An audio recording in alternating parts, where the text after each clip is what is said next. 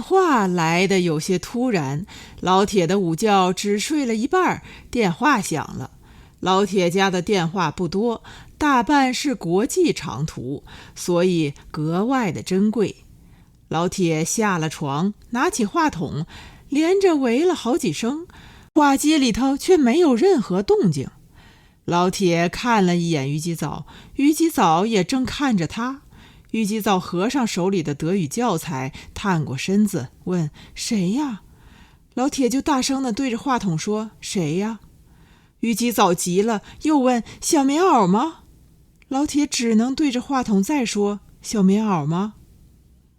这个中午的电话闹鬼了，不停地响，就是没有回音。响到第9遍，电话终于开口了。猜出来我是谁了吧？老铁正色说：你是谁？电话里说：把你的泡泡液送给我吧。你到底是谁？老铁紧张地问。我的声音你都听不出来？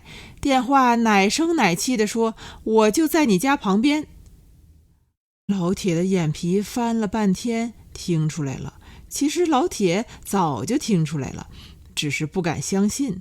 他迅速地瞄了一眼于吉早，于吉早的整个身子都已经侧过来了，显然老铁的脸色和他说话的语气让他十分的不安。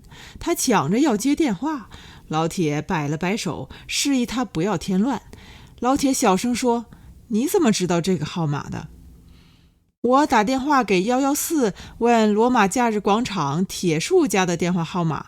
114告诉我22号服务员为您服务，请记录64679521 64679521。这孩子聪明，非常聪明。老铁故意拉下脸说：你想干什么？我的泡泡液用光了，把你的送给我。你不让我进你的家门，你从门口递给我。老铁认真地说：那不行。那我到你们家去拿好不好呀？老铁咬住了下嘴唇，思忖了片刻，故作无奈说：好吧。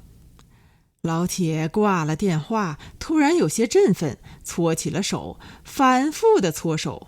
搬过来这么长时间了，家里还没有来过客人呢。老铁搓着手，自己差不多都成为孩子了。老铁只是搓手，愣神了，站在茶几的旁边，满脸的含英举华，越嚼越香的样子，心里头说：这孩子有意思。老铁一点都没有注意到于吉早的目光有多冷。老铁一抬头，远远地看见了于吉早，他的目光冰冷而又愤怒。老毛病又犯了，于吉早说。老铁仔细研究了于吉早的表情，看明白了，同时也就听明白了。他所说的老毛病指的是老铁年轻时候的事。那时候老铁搞过一次婚外恋，两个人闹了好大的一阵子。想哪儿去了？怎么会呢？老铁轻描淡写地说。于吉早却不信，要起床又起不来，脸上已经憋得发紫。老铁走上去打算扶他，于吉早一把推开了。老铁的脸面上有些挂不住，慢悠悠地说：哪儿能呢？怎么能往那上头想？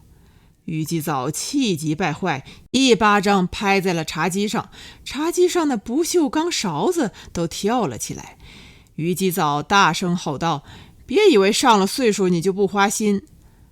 老铁捋了捋雪白的头发，笑眯眯地嗨了一声，说：哪儿能呢？